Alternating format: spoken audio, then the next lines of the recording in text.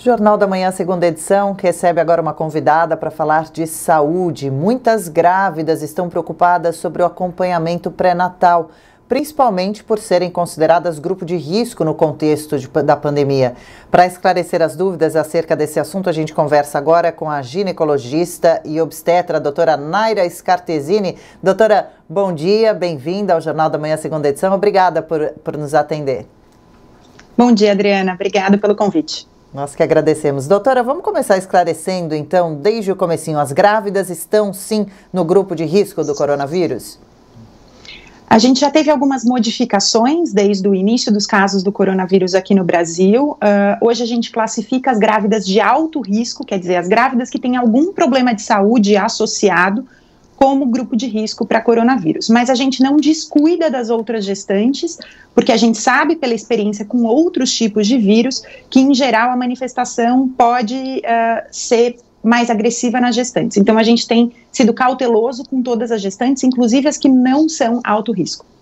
Ok, e se uma grávida for infectada pelo coronavírus, existe a chance dela passar para o bebê, para o feto? Então, a gente tem muitos estudos sobre a contaminação vertical, que é a passagem da doença de mãe para o filho durante a gestação. Eles ainda não são muito conclusivos, então a gente tem dúvidas sobre essa possibilidade. A ideia principal é que não exista essa passagem vertical, mas ela não foi excluída 100%.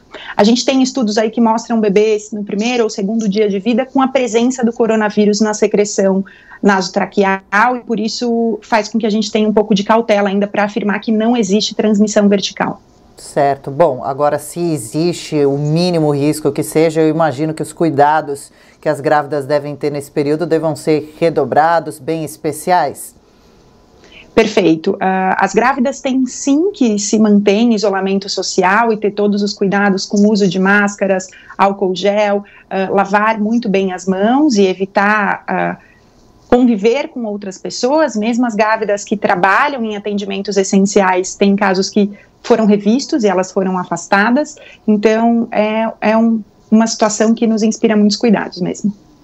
Com certeza. Agora, como fazer para esse isolamento social recomendado não atrapalhar os procedimentos do pré-parto? Claro, a assistência pré-natal tem que seguir da mesma forma e com a mesma excelência de atendimento de antes. O que as federações recomendam, nacionais e internacionais, é que a gente reavalie a necessidade e o intervalo entre as consultas para não fazer com que essa grávida se desloque desnecessariamente e também faça essa avaliação dentro da solicitação dos exames. Mas a gente tem dois grandes trunfos hoje em dia que foram autorizados no país. Um deles é a telemedicina, então essas grávidas podem passar por atendimento com a interface de um equipamento de vídeo e dessa forma elas não precisam se deslocar ou se expor ao convívio com outras pessoas. E a gente tem também a possibilidade da coleta de exames domiciliar. Claro que a gente está falando de uma assistência que pode não abranger todas as pacientes do SUS, nem da assistência privada, mas é importante a gente ter conhecimento que são alternativas viáveis e muito boas. Perfeito. Agora, o teleatendimento é uma novidade para muita gente, né? Veio trazido nesse momento especial da pandemia. A mulher grávida que ainda não trabalhou, não conversou com médicos através desse sistema, desse meio, deve tentar conversar então por telefone com a sua médica, com o seu médico, ver se ele está trabalhando com o teleatendimento e tentar evitar sair de casa se utilizando desse recurso a princípio? Claro. Interromper o pré-natal nunca, então é importante que essa gestante busque a sua obstetra, converse com ela para entender qual é a forma de atendimento que ela tem feito agora. O teleatendimento pode funcionar muito bem nas orientações, na conversa junto com o parceiro, enfim, para esclarecer todas as dúvidas, mas ele não vai suprir a necessidade do exame físico, claro. Para isso, os exames físicos podem ser agendados em datas específicas, ele não tem a duração de uma consulta completa, então o tempo de exposição dessa grávida vai ser menor, bem como o parceiro ou a mãe da grávida não precisa acompanhá-la no exame físico. Então, é uma tecnologia que foi autorizada no Brasil por ocorrência da pandemia e que tem se desenvolvido e crescido conforme as semanas têm passado. A gente tem cada vez avaliado a forma de usar melhor e assistido mais grávidas e mais pacientes nesse cenário. Claro. E agora, quando tiver essa consulta física, que a senhora diz que vez ou outra realmente é necessário nesse período pré-natal, a grávida deve tentar conversar com o seu médico, tentar evitar que esse atendimento seja feito em hospital, de preferência alguma clínica. E esses ambientes, já acredito que devam estar sendo higienizados de toda a forma correta, assim como os partos. Como tem acontecido os partos nos hospitais nesse momento?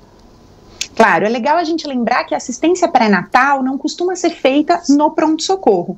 Então, essa paciente não vai se deslocar ao pronto-socorro para a consulta periódica dela de pré-natal. Ela vai se deslocar a uma clínica ou a um consultório que certamente vai ter um tempo de agendamento mais espaçado e toda a preocupação com a higienização do local. Mas isso segue sendo aconselhado para a gestante usar a máscara no deslocamento, usar o álcool gel que vai estar à disposição na clínica ou no consultório e lavar muito bem as mãos.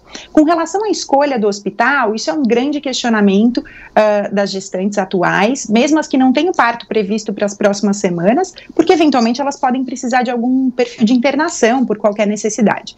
Então é importante ela se informar no hospital em que ela pensa em ganhar o bebê ou que esteja na área geográfica dela de programação para ganhar o bebê, para entender quais são os cuidados que esses hospitais tiveram com relação ao fluxo de gestantes, porque a gente tem dois tipos de hospital possível de uso. O hospital maternidade, que serve apenas para assistência da grávida, e o hospital geral, que é o hospital que tem a maternidade, mas que também tem assistência a pacientes gerais. Então, nesses hospitais, eles têm que criar um fluxo de atendimento separado para gestantes, para que elas não tenham uma exposição em meio aos pacientes respiratórios e uma chance de contaminação maior.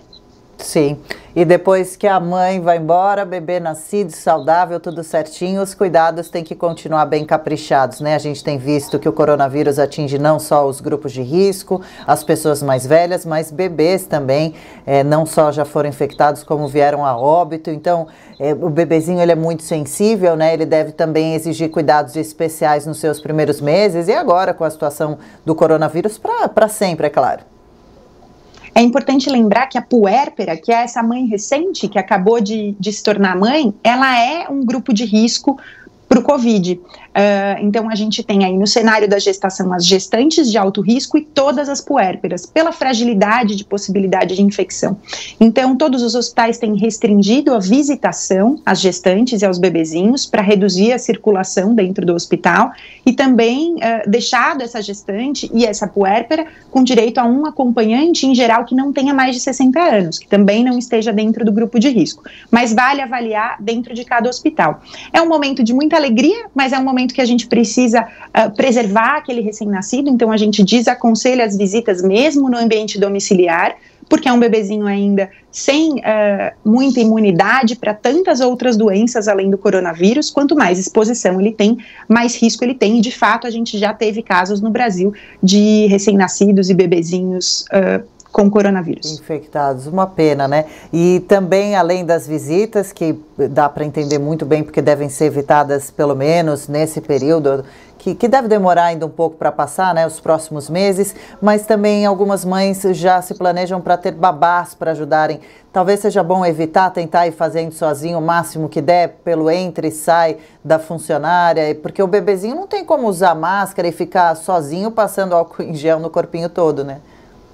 A gente nem recomenda o uso de álcool em gel nos bebês, porque eles levam muito a mão à boca e pode ser um risco para a ingestão do bebê do álcool em gel. A gente recomenda, sim, que seja lavada a mão com água e sabão e que as pessoas que convivem com ele, claro, evitem beijar as mãos do neném, que é um reflexo do adulto, mas que é um risco para ele de contaminação de tantas outras doenças.